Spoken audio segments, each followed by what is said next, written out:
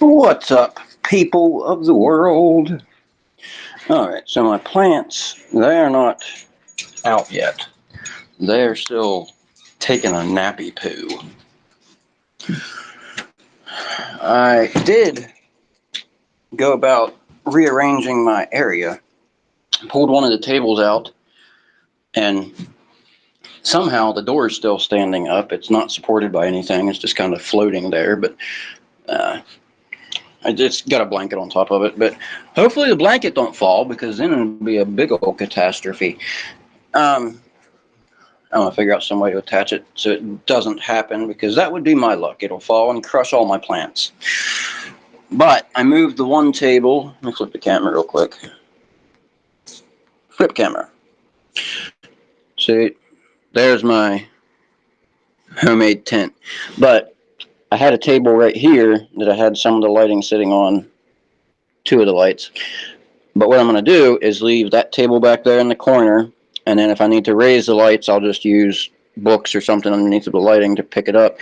And once the plants get big enough to move off of the coffee table, once the height hits the lights, I'm going to move the coffee table out, or I'm either going to leave that black table back there with the lights on, or I'm going to move the black table out, put the coffee table against the wall, and then just use the floor. I'm going to put cardboard or something down there. I'm just going to use the floor from that point on and set it up that way. I think it'll be easier without all that shit in my way. I figure it out every time. Like if I had several $100s to just blow, I probably would buy myself a tent. I might not. I don't know. I don't mind growing like this. Like I learn stuff. Like if you just go buy a tent and you just go buy seeds online and you just go buy the nutrients that are all bagged up for you in the bag, and you just put, like, yeah, I guess if you just want to grow weed and you're not actually interested in learning how to cultivate and actually learning about the process, and you just want to grow it and smoke it, then that's cool. And that option's available thanks to autoflowers and thanks to the legacy market that has been taken over by rich people. All right, so I have a bag here, and I'm not sure what all's in it, to be honest. It's a bag of some, I just grabbed several handfuls out of the tote and threw it in the bag. I have a big ass tote, like a literal tote, that kids put their toys in and stuff, and it's overflowing with boxes of dads that I've gotten over the past few years. Oh, and by the way, I gotta hit the fucking dispensary tomorrow. I didn't make it down there this evening. Too much stuff going on. I was doing my fucking taxes all day. My actually back taxes. Should have already filed. But god damn, if you ever had to do stock market, like a 10, what was it? Not 1099, 8249 and a Schedule D, I think they were. I know it's Schedule D. If you ever had to do those, they suck. I got to go through, and of course, when I first started trading my first year, I was like gung-ho crazy for like clicking the fucking trade button, not realizing that I was kind of screwing myself in the process. If you're going to start trading stocks, definitely take the time to learn about, like, take a good month to learn the ropes, and then another month to actually learn the charts. But anyway, and use paper trading on Webull. That shit is fucking awesome. I learned a lot using paper trading and saved myself the loss of a lot of fucking money. But yeah, you got to go through and put in every single trade that you made. And there's the purchase date, the sell date. You got to include those. And there's like 5 other pieces of information before that. But then you got the purchase date, the sell date, proceeds that you made from it, the cost basis, the accrued, some other fucking weird metric, and then 2 other sets of numbers. Wash, sale, disallowed, and total or something like that. Oh, and then the aggregate. You have to put in the aggregate total, which I had all like probably 150 trades done, filled out, and I had to go back through and put in the aggregate in all 150 of those. I had to go back and open up each one. And I don't have two, like, well, actually I do. I have my, I've been thinking about that. I can open it on my, could have made that way easier. I was thinking about, like, my Weeble PDF, I have to go to the PDF, go back to the internet, back to the PDF, back to the internet, and scroll between tabs. I don't know why I didn't just open up my fucking tablet and open Weeble on the tablet, and then much easier. Probably would have cut off a couple hours of time. Anyway, so that's what I was doing all day. Not that that has anything to do with anything anybody here would give a shit about. Although if you're an American, you probably give a shit about taxes. You know how the government takes a third of our paycheck. You know, they tax the guy that gives us the money, then they tax the money when they give it to us, and then they tax us when we cash it, and then when we go to spend the money, we get taxed on the stuff that we buy. And then at the end of the year, they're like, hey, do you owe us anything?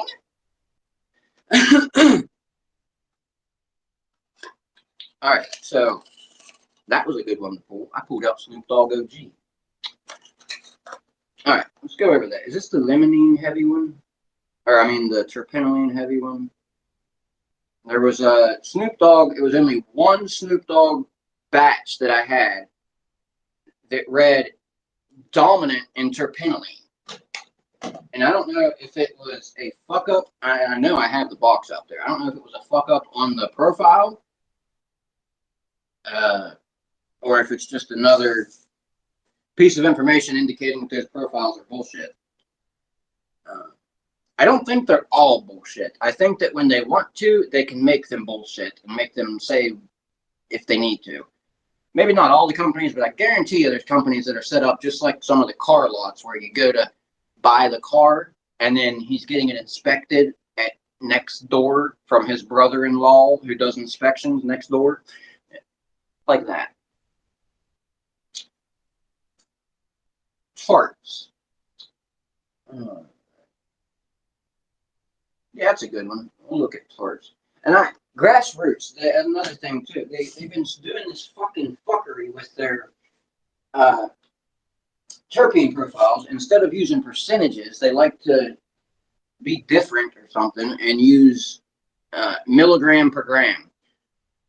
So all you do is move the decimal. Just move the decimal one place and you've got your percentage. So 0.7 milligrams is 0.07%. 3.5 milligrams is 0.35%. Am I right? Is that right? Or is it 3.5? 3.5 milligrams. I'm confusing myself. What? Yeah. Yeah, you move the decimal one place to the left. 110.7 milligrams is 11.07%. 15.7 milligrams is 1.57%. Yeah. Just move it one place to the left. 764.5 of CBD gives you 76.45% CBD. Is that right? Delta 9, 799. That'd be 70. Yeah, that's right. 79. That's a lot of THC. Actually, a lot of CBD in that bitch. I didn't realize Tarts had that much CBD in it. 764.5 milligrams compared to the 799.9 milligrams of Delta 9 THC and 20 milligrams of THCA. So that's an interesting one. That's pretty cool. I didn't remember that at all. The CBD in there. That's not very common to see CBD prevalence at approximately the same level that you see in the THC. So anybody that likes THC and CBD, check out the Tarts. Grassroots has it. Actually, every company has it. Like, if you think of a strain and a company has it and you can't find it at that company, check another company because they all pretty much have much of the same shit. Some of them have strains specific to the companies, like the one strain that the lead cultivator grew at Trulieve and named after himself and stuff like that. Oh, right. So I don't like the metal jam. It's stirring me off. I need to take a dab first. I haven't even taken a fucking dab. I'm sitting here running my mouth. Running my mouth. And see, remember last night I saved that one dab? I was like, no, I gotta save me one for tomorrow. And good thing I did. I didn't make it down there today. Which would have been fine. I have a whole shit ton of reclaim there.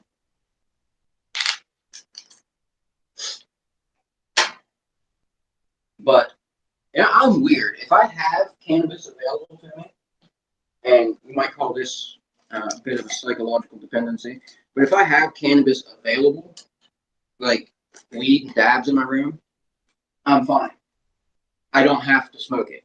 Like I can go all day and not smoke and just wait till nighttime and smoke and I'll be fine. Honestly, sometimes if it wasn't for the live, I might not even smoke until like right before I go to sleep or something. I just enjoyed doing this and conveying information to people and talking, running my mouth. But yeah, yeah, I get pissy whenever I don't have it. Like if it's not here and I don't know that I can just go get it if I need it, I get very, very irritated. Better since there's recreational and medicinal now because I don't have to worry about if dude has it or dude has it now, but he isn't going to hold it and shit like that. There's one thing I like about the recreational medicinal is like you don't have to fucking hit dude up and ask him to hang on to it for you or pay dude a couple extra bucks so that he'll hold it and not get rid of it to the fucking jackass that's coming in daddy's car.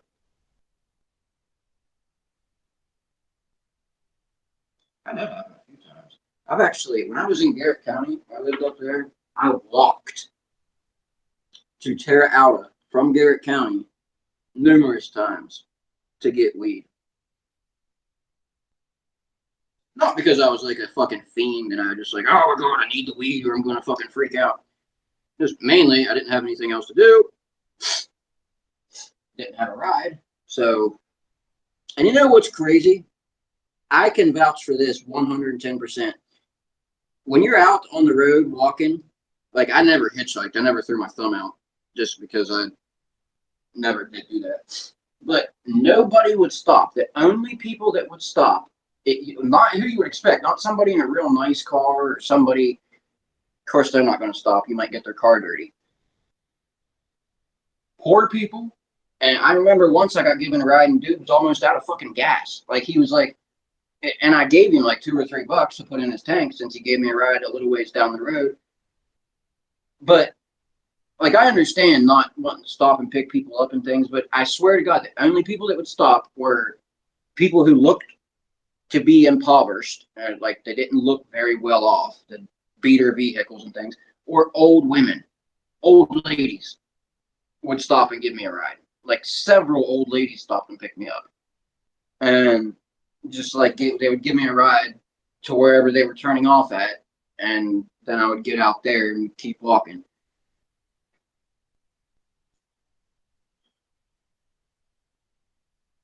I just think that, I mean, but then again, I do understand like people walking down the road. I don't exactly. It depends. If I'm like just driving random spot and I see somebody walking, I probably am not going to stop and ask if they're okay. But if I see a vehicle broken down on the road and I get up over the hill and there's somebody walking, I've turned around many times. Like people just go past and they're like, well, I was going to stop, but now I would have had to turn around. Oh my God, you had to turn around? You had to use that much of your day to ensure that another human didn't have that much more of a miserable day. Just the way I think about things. I don't know. I'm just a fucking weird ass person, I guess. Fucking weirdos being nice to people. Alrighty then.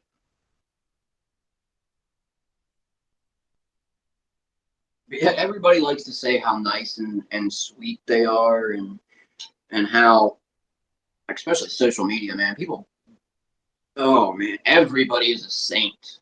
Everybody is oh, I'm a spiritual advisor and just chill and vibe and be awesome and oh my god. Gen Z took social media to like a whole fucking new level, and not in a way that's like awesome. Well, a mixture between Gen Z and the ancient fucking decrepit, falling apart, whatever you want to call puppet that is on our presidency. I was on board with Biden at first, but that's just from the shit he was saying.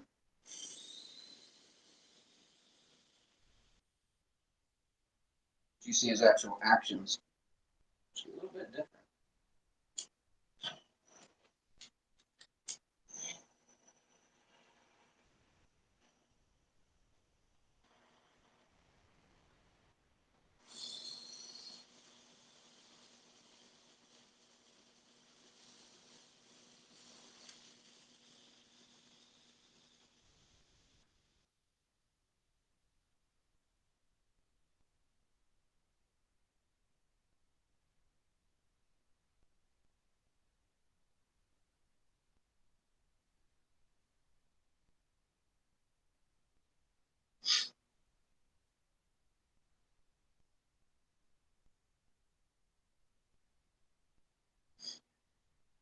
It's got more of what it shuts you up.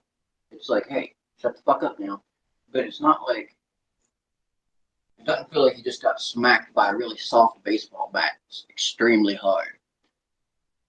Yeah. It's like it quiets you and it calms and it like soothes everything down for a second. It has the intensity, but you got to get 2 or 3 hits of it to get the good hard intensity of the Sunday double. It has a very herbal, and it's a different kind of herbal. It's not like an earthy herbal. It's like, the only way I can describe it is chlorinated pool hall, like chlorine, or like the inside of a swimming pool hall, indoor swimming pool, the way it smells. And you can smell the chlorine in the air, and your smell is related to your taste, right? If you smell vanilla while you're eating a strawberry, you'll be eating a vanilla flavored strawberry. Try it sometime. So that's why I say things like taste like, or smells and tastes like man's armpit when he doesn't wear deodorant, like GMO, because your smell is heavily tied into your taste, and etc. Why people say things like it tastes like shit. Right? You don't actually know what shit tastes like. You've never actually tasted it, but because your smell, your olfactory system, is inherently connected to your sinuses in your mouth and your taste buds, because the only thing separating it's a little fucking flap of cartilage that's on the top of your mouth there. Makes sense. I think looking at the brain, or not the brain, but the skull, like, I'm going to talk about terps in just a second, but the sinuses are insane. Like, if you've ever looked at the inside of like the frontal part of your skull, like your nose and your sinus cavity and like all that stuff, it makes you really think about what you're doing when you're doing some of those illicit things. You know what I mean? Some of the not so savory things, like the Colombian things like that. Makes you wonder what's going on up in there, because there's so many fucking nooks and crannies and little paper thin pieces of bone and like crazy. Like, have you ever taken anatomy and seen the sinuses and what all is up in there? Maybe you shouldn't do that. I guess the doctors were right about that one, huh? But did you know that, bizarrely enough, a lot of people don't know this, cocaine is actually used still in some medical settings. Now, I'm not a doctor, and I can't exactly say where or how, but I do know that it is utilized in medical settings still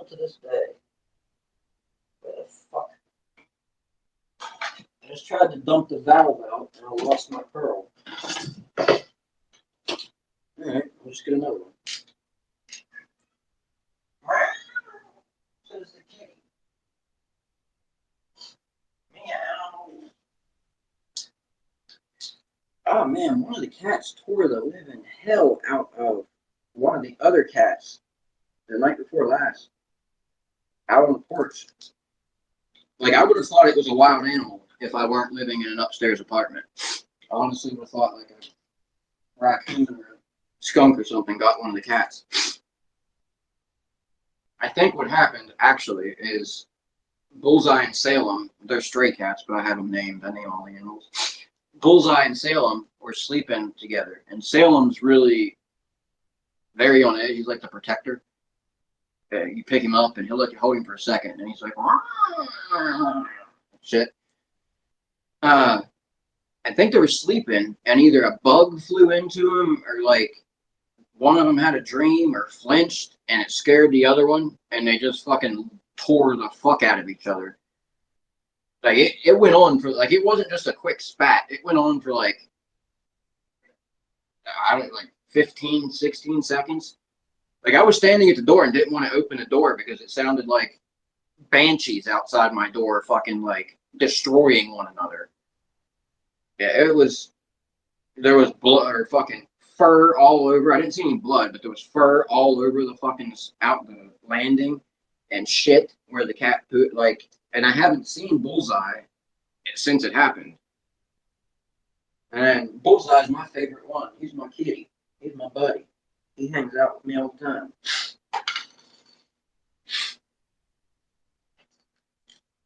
He lets me pick him up, and when I pick him up, he takes it. He's never clawed me.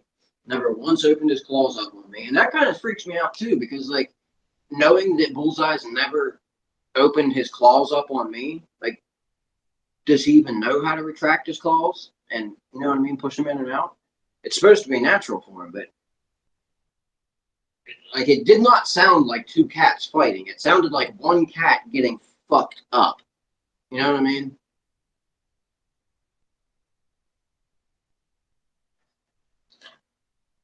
Usually if it's two cats fighting, you hear the squawk and then another squeal, and then, like, it kind of gives up pretty fast because they're both fucking each other up. They're like, oh, fuck this, get out of here. They try to run away. It just seemed like somebody was just getting fucked up. You know what I mean? Like how you hear a fist fight between two guys. You're like, all right, okay, all right. And then you start hearing like clunk, clunk, clunk against a piece of metal. And it just keeps happening again. And like some of the screaming stops and you're like, oh, maybe we should interrupt now. True story. Happened to me in Scranton, PA on a band trip. The fucking hotel we stayed at in Scranton had a bar downstairs. And like as soon as you walked into the hotel, it was a bar. And you walked into the check-in into hotel, and there was a I've never seen one of these. They had a cigarette vending machine downstairs in the hotel there. And you just put your money in and spit out cigarettes there. It was like old school style. It wasn't electronic, like you had to like pull a lever and shit. But anyway, we were in the bathroom fucking blazing up through a spoof. Yes, or band trip, you heard correctly. And actually, funny story, one of the band moms who was not cool with us smoking, like, we had some moms in our pocket and some parents in our pocket that would divert the attention of the searchers whenever they would think we were on up to something, like when we really were, and they would divert them somewhere else. But she came in, not one of the cool ones, and we swear to God, we just got like, I don't know how the fuck she didn't smell it on our breath or something, but she's like, oh, it smells good in here. It's the air freshener. It smells like flowers. Like real fucking like innocent and mom like we're like, yeah. Air freshener. It was in the bathroom. Yeah. Spoof. If you don't know about a spoof, I do not condone underage use, and I do not say this so that you can do such things, but a spoof is a way to get rid of the ugly smell of marijuana if you have neighbors, for example, that don't like the smell of it. Take a toilet paper roll, shove some dryer sheets, good smelly dryer sheets, and make sure it's nice and stiff in there, not too tight, because you want to blow the smoke through it, but you want it tight enough where you actually have to push the smoke through it. And preferably blow it at a vent, like so it's sucked out and pushed away, and by the time it ends up wherever it's going, it'll just smell like good fresh flower air. I think they make like real spoofs now. I don't know if they would have, if they took off or not. If they don't, they should. You can make a spoof, like make like a liquid dropper, right? Like make some kind of dropper that you put in there that makes the aromatics of it, and just make it like reusable. Like you just wash it out or something, or like you just replace the spoof material each time. And make it like where you don't have to like stuff it full of stuff, you know what I mean? Like you just blow it through it and have like one layer that you drip that onto, and it goes through it, and out the other end comes good smelly. Hello, Loaf. Loaf. How do you do? I'm gonna have it happy. Some reclaim. Reclaim of a bunch of Maryland shit. If I can get my lighter to cooperate. Every time I do this and get down here like this, it starts working.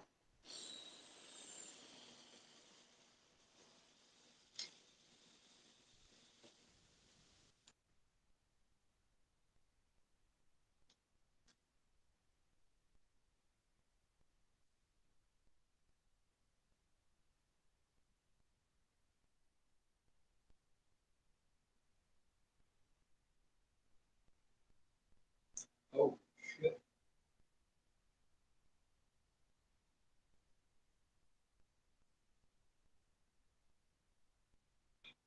That one I lost that. Because I load temp, my reclaim isn't just reclaim. Most reclaim isn't just reclaim, but I load temp all the time.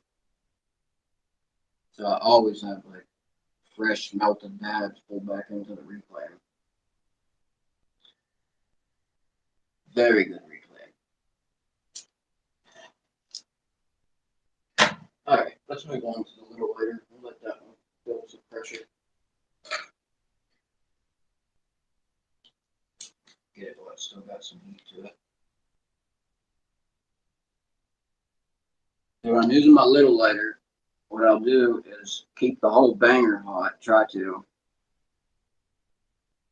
And right underneath of the intake valve back there, where the lighter is behind that middle pearl, I heat up one spot. Don't hit it while you're heating it up until you get it hot.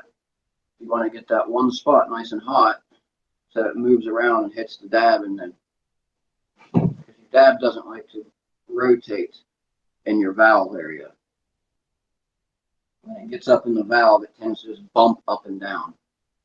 So your pearl moving around is what's going to hit that, and the pearl doesn't grab the oil and move it. So you take the hot spot to the oil. Whereas down here on the bottom, you can take the oil to the hot spot. That's why you see the black spot on the side of the rig right there, down on the bottom.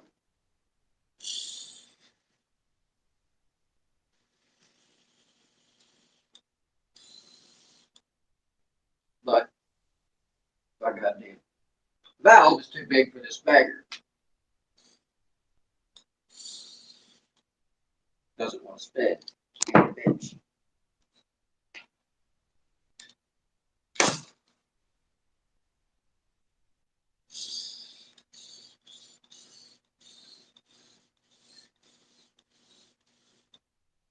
Gotta dribble the motherfucker with my lungs. You see that? I'm literally dribbling the middle pearl with my lungs.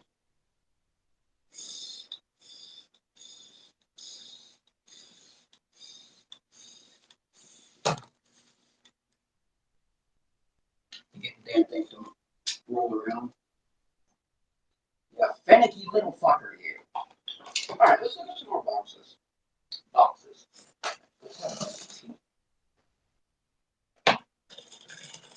Should find some RSO on sale. I love RSO. I don't mind the edibles either. Like those edibles, other than the fact that they didn't have terpenes, and I don't know. I like the terpenes. Honestly, I think that the edibles without the terpenes, like RSO. See, I had a misunderstanding, honestly, about edibles. When I've tried edibles in the past, they were very psychoactive. Like maybe they were real fucking strong or something.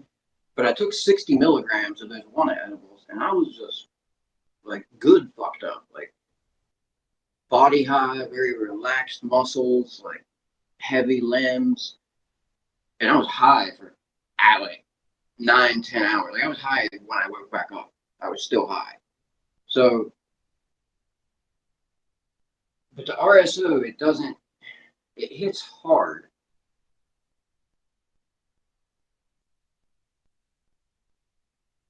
But it's almost like the edibles with just the THC and the CBD that I had. It hit me harder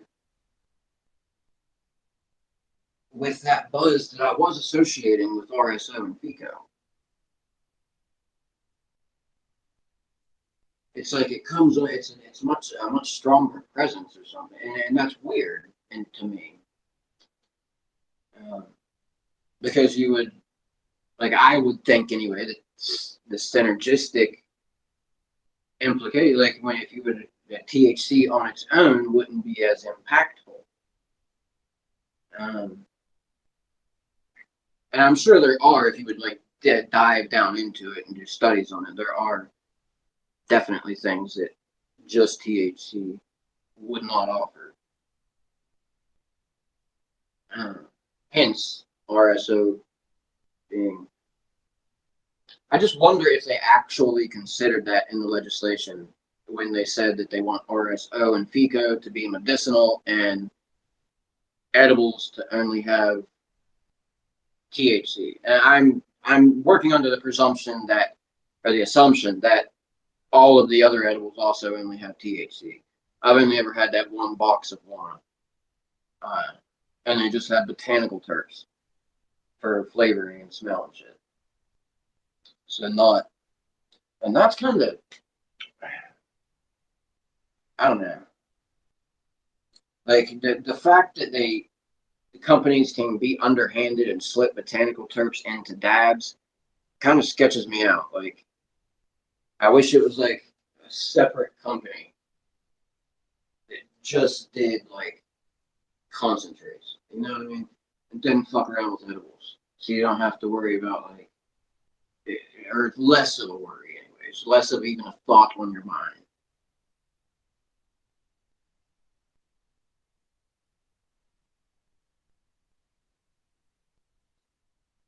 Also interesting that they're only allowing the recreational side to have access to the edibles and distillate. Edibles lacking the terpenes. Does distillate have terps in it? Yeah, it does. You reconstitute it, right? You like mix them back in. I think. Maybe not. I don't know. I'm pretty sure I have some distillate carts out there. The boxes that I always used to get were like one of the boxes, like it came in like a big California box, you know what I mean? And the dude I'd get my carts from would just have them like banded together. Yeah, of course I had to watch and make sure oil. Can't even check. It's impossible to check the fucking carts anymore. At first, yeah, you could do the fucking flip test and check it, and like, it's pointless to even do that for people anymore. And be like, look, my oil's thick. If it runs real fast, it's definitely something up. But like, And there's so much shit that they do now. Like, people get their own propylene glycol and, like, mix up whatever, DMT in it, and there's no way I would hit somebody's car. I would never hit somebody's car. People be too fucking crazy right now. Like, unless it was somebody that I trusted, I am not hitting anybody's shit. The stuff that they lace with cannabis. Like, if it's somebody chill and I know it's probably medicinal product and legal market, that's one thing. But, like, not on the illicit side. There's no fucking way. Like, the way I used to smoke with everybody. Like, everybody I associated with, I'd smoke with. And, but everybody, not the squares, obviously, but there's no way I would be that. Like, that completely fucks the social aspect of cannabis. Like, it's almost a good thing that they legalized it in so many states that they have, and hopefully the DEA doesn't fuck that up. But, like, had they not, could you imagine the extent of what the fuck would be? If they wouldn't have legalized cannabis and decriminalized it already to the extent that they have, can you imagine what would have happened with the fentanyl thing? Like, that just now crossed my mind. I've thought about the cannabis and fentanyl before, but, like, think about what would have happened had 38 states, be generous, go back and say 25 states, not been legalized or decriminalized to some extent. Like, yeah. I'm pretty sure shit would have that would have been a wildfire.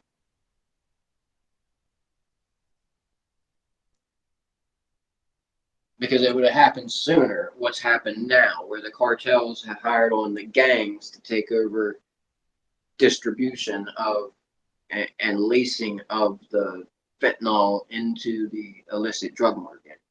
And that's not some me secret, that's DEA knowledge. And they would have inevitably laced it into the cannabis. Like, that is crazy. Like, it blows my fucking mind that if you bought weed on the street today,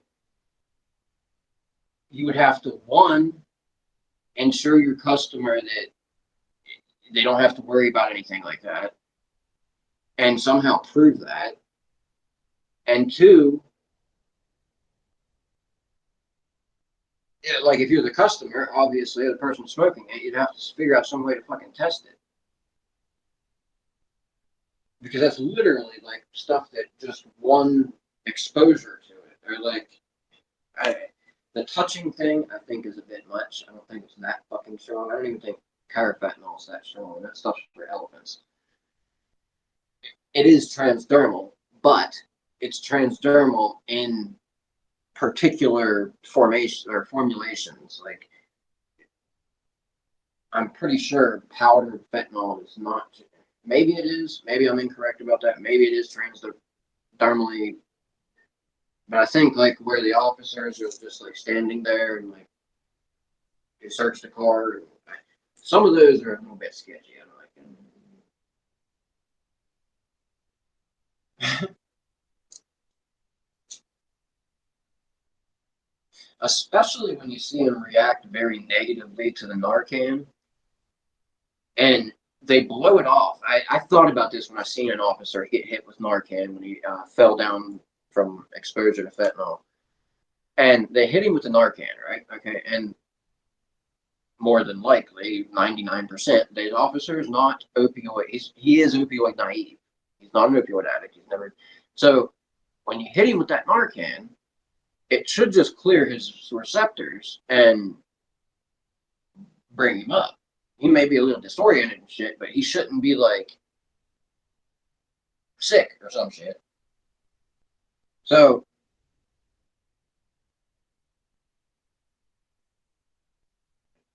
point being that if there's fentanyl in the brain and you got hit with naloxone, it wouldn't make you sick. If you got hit with the shit and there wasn't actually something happening, you would get sick as a fucking dog. That's my point.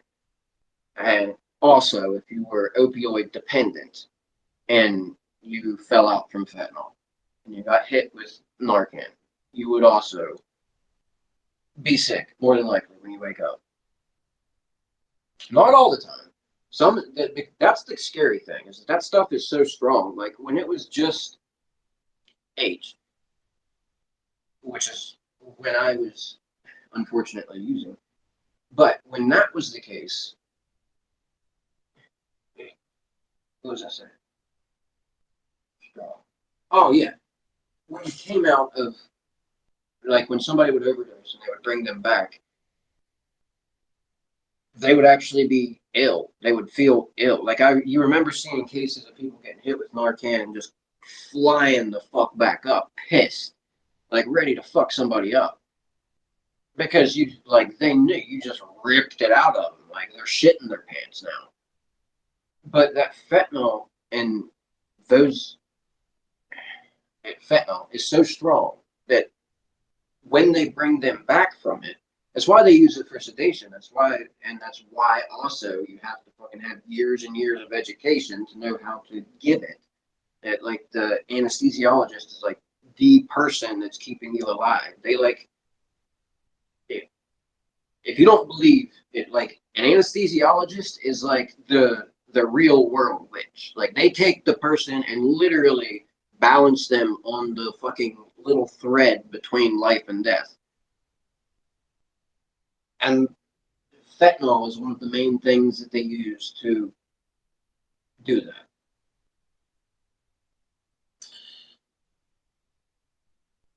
But it's just crazy that people come up and there's and then sometimes they fall back out and they got to give them another shot. It's like, wow, that's insane. And now they've got something that's not even opioid related being mixed in.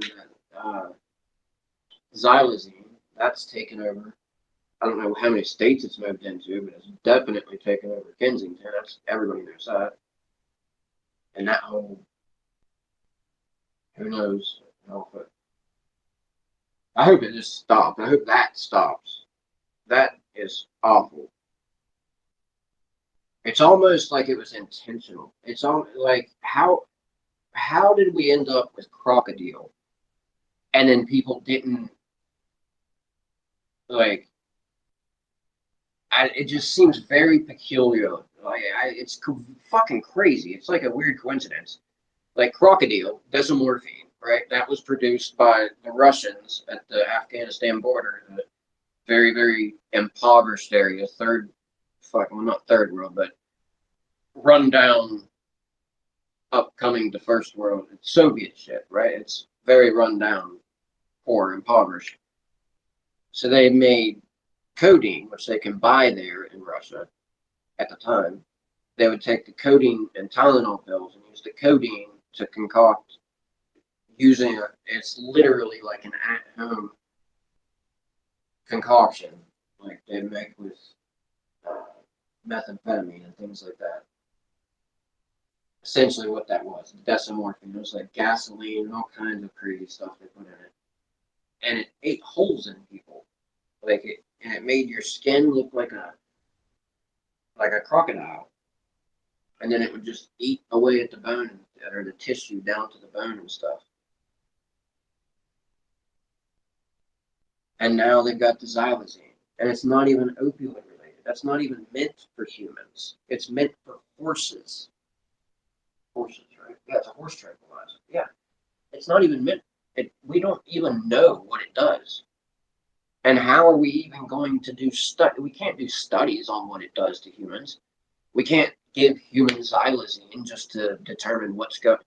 And you know how hard and difficult it is to draw accurate and reliable statistics out of a population of addicts, and especially in this situation, like with xylazine in particular, like the main focus of where that shit is happening at is like a big homeless area.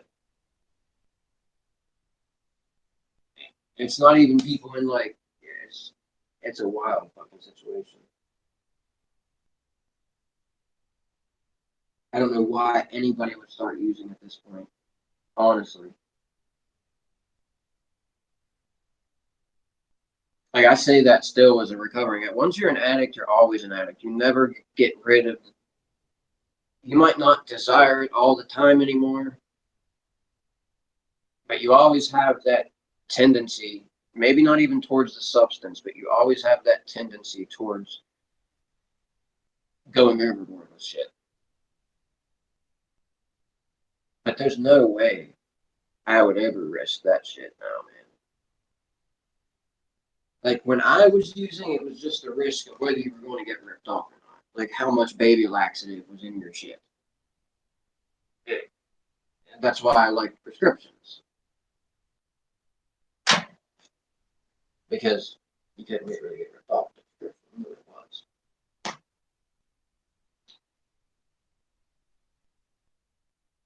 I don't know how I got on the topic of opioid dependence. I usually don't talk about that, but talking about weed and fentanyl, that's right. See, it's so bizarre to me that that's interconnected now. Fentanyl, and I don't know, it's crazy. It used to be a joke. It was like the meme. It was like the ultimate stoner meme before memes. Like, oh, you're going to get some shit that's laced with the LSD and PCP. It's like, no, they would charge more. Like, they're not going to give me that.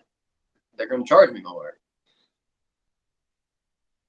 Like, even Love Boat, like, they're going to charge you more.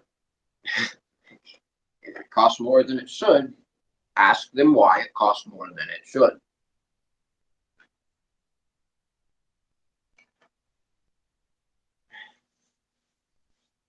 That's why I hate people say the price. It's like, no, well, yes, but of what?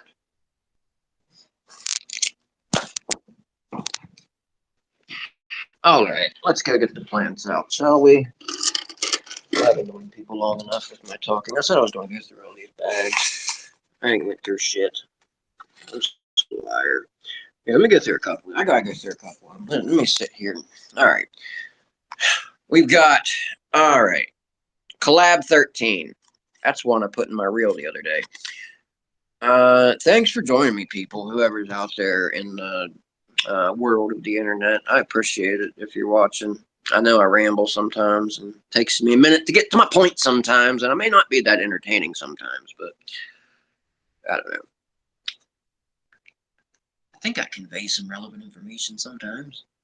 There was a lot of sometimes in there, wasn't there? Beta myrcene's 2.18%, and that's your dominant terpene, modern hybrid. Limonene, 1.34%.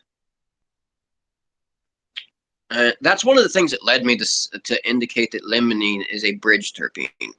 Is it's often, if not dominant, second to dominant in the terpene profile. And then later on, I confirmed the bridge terpene interaction of limonene due to the dual enantiomers of limonene,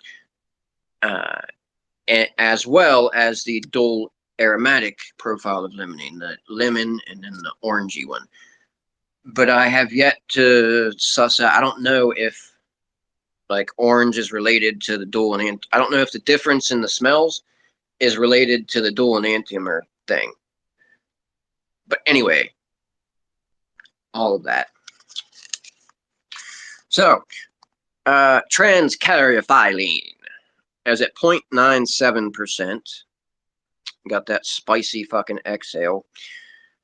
Linalool, 0.58 or 0.56%, alpha humulene 0.37%. So that's all grouped together like it should be, and indica dominant hybrid. Phenol 0.12, indica characteristic, alpha terpineol 0.10, indica beta pinene and alpha pinene. So you got the pinene lean ratio. My amazing formula. I'm proud of my formula. I am proud of my formula. I thought about that for a long ass time. I was intuiting it, like I knew it was there. I could sense it. I could see there was something there, relationship that I was, but I didn't know what the fuck it was. And I knew what it was. I just didn't know how to mathematically proof it. But I do now. Yeah, alpha pinene, beta pinene ratio, and I've actually described it quite and thoroughly in my articles on locals. The simplicity of genetics, or rather the simplicity of complexity in genetics. So how many strains back to landrace, shit like that.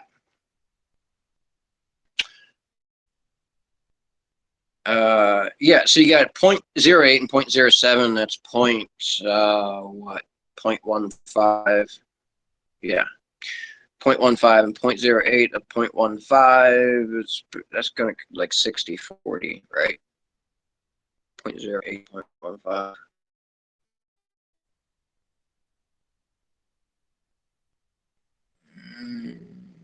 Yeah, that's got to be like 60-40. Maybe 55-35. Somewhere in there. Oh, right then. Alpha bisabolol. Bisabolol. Bisabolol. Bisabolol. Bisabolol.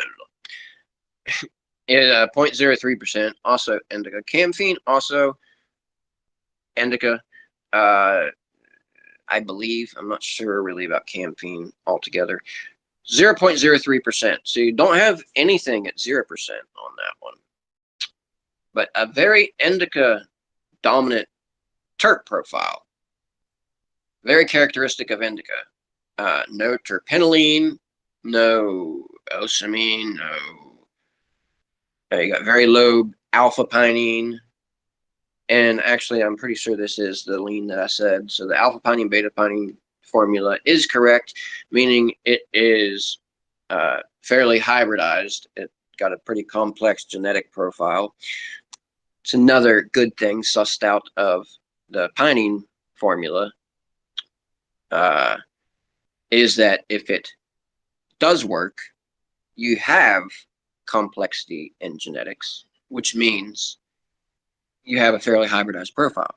You don't have a very pure genetic. Weaker genetics, stronger THC and shit, more complex.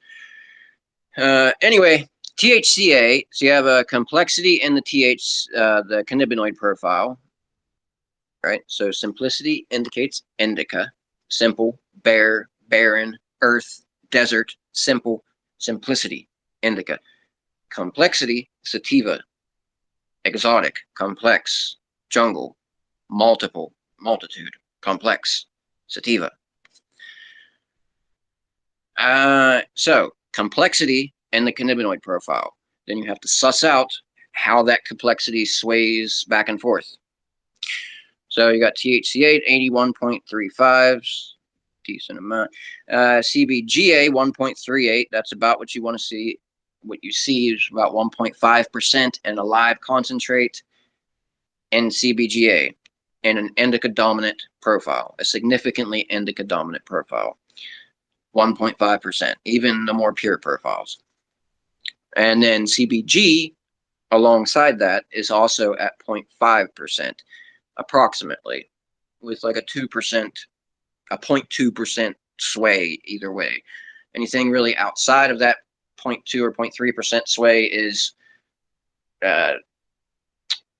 when you increase outside of that, the CBGA, it is sativa characteristic expressing in the profile. So CBGA 1.38%, that's indica characteristic. Delta 9 THC is 0.59%. Now remember, all this is a work in progress. So it may get more complex over time. It may change over time. So just keep that in mind. And if you know something is for sure wrong, like if you can logic it out for me, like I'll listen. Like you can talk to me on locals and shit or in the chat, whatever. I'll listen. CBCA, cannabichronic acid, 0.51%.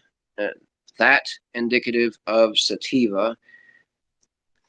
I want to suss out if there's a difference in sativa versus indica in the presence of the acid forms of the cannabinoid versus the oxidized, decarboxylated forms of the cannabinoid. So instead of cannabichronic acid, cannabichromine. Is it more prevalent, or is it more common or more expected to see cannabichronic acid in indica or sativa? Or is it more common, prevalent to see cannabichromine in sativa and cannabichronic acid in indica, or vice versa? You know what I'm saying? Or does it not matter? Does it just fucking randomly fall into place? And if that's the case, then that would send me on a mission to figure out if it really does not matter.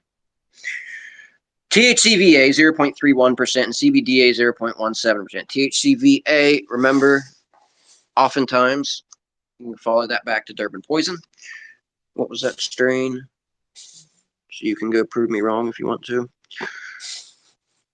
Collab 13. That's what that was. I'm gonna bet you find Durban poison in that profile. What is this? Roll one. Oh, this is pineapple upside down cake. That'd be an interesting one. Yeah, it's time to get the plants out. So you got terpenoline at 0.06%. That's your like juicy fruit. That's how I started describing it. Is as juicy fruit. Juicy fruit bubble gum, like a berry flavored. Juicy fruit's not berry flavored, but kind of candied berry juicy fruit. Alpha pinene 0.07, beta pinene, where are you at? Not present. There you are. 0.11%. Alpha pinene 0.07, so that's like 70-30 indica dominant hybrid. According to the lean formula. But according to it's sativa, it says it's sativa. And I'm pretty sure it's 70-30 sativa, and that's backwards profile, which means that pineapple upside down cake is likely lacking in complexity of genetics, meaning it has likely a fairly pure profile. Look it up and tell me if I'm wrong. I think it's South American genetics, if I recall.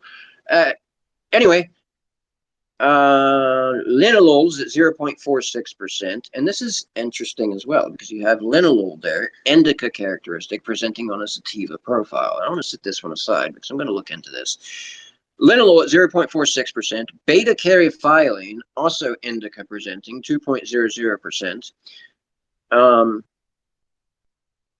Wow, interesting.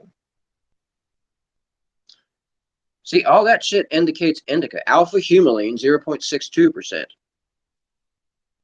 Like this whole thing is an indica characteristic profile.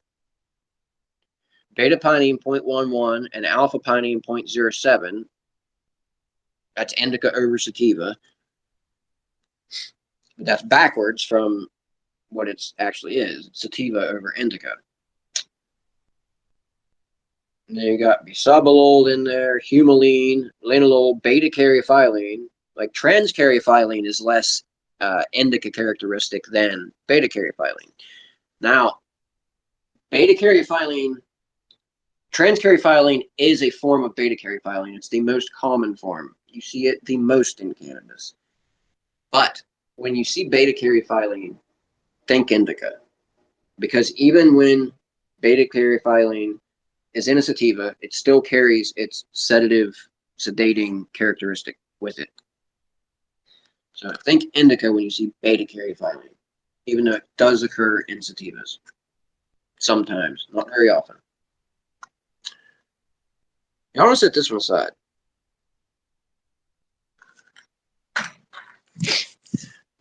I've also been thinking a lot about the caryophyllene oxide, the oxidation of stuff. Like I was thinking about the fact that CBN, you can oxidize it from CBNA, or you can decarb it to THC, decarb THCA to THC, and then what's the word?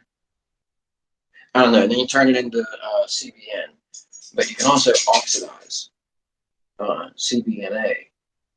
There was a decarboxylize. Do you oxidize THC to CBNA or to CBN,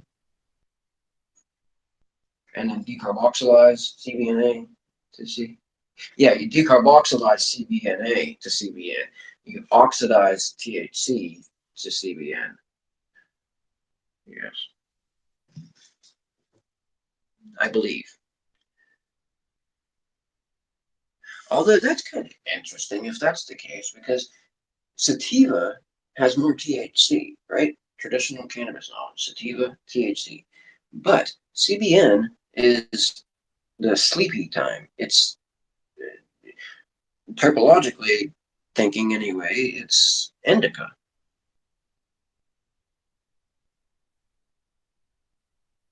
Interesting little fadiddle. All right, here's the plants. They're in my bathtub. Oh, there's the Afghani, Pakistani. Yeah, there's a little bit of a claw here on the bottom leaves. Sorry about the glitch on the camera. My internet's getting kind of low. There's the beautiful Empire Strikes Back. I clipped one of her lower wings. One of her second from the bottom wings. Because she has some foliage at the very bottom there. And it's decent. Like, it looks nice and healthy and good. And I don't want it to wilt and get all shitty and locked in and be cramped up. When I had a leaf hanging over, like that one right there. And the same thing is under there. But I didn't want to stress it out too much. So I left that leaf for now. Let some light get in there. So I don't know if it's doing well. I don't really know. The Femming doesn't look the same as the autoflower did. At least that first one doesn't. I don't think. I can't really tell you. I don't think it does look the same though. Anyway, and that is the G13 BSE.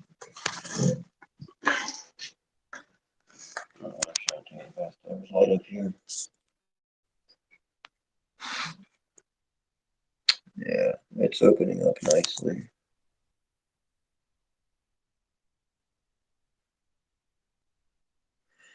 Yeah. The dirt on my hands is from the pot anyway. Not the pot I smoked, but the dirt, the soil from earlier.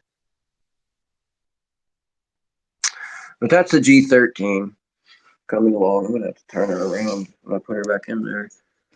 I don't like turning it a whole bunch. I kind of prefer just to let it grow towards the light. Like when I sit it in there, see how she's leaning? Like the leaves are... Yeah, there you go. You can see how it looks like a little satellite pointing that way. Yeah. I think that's why the autoflower kind of grew like sideways like that, but I don't care. That's fine. It can grow sideways if it wants to, as long as it gives me cannabis to smoke. All right, then. I'm going to put my plants in the tent. Hope everybody has a lovely evening. Take it easy. Check out my locals page. Good shit.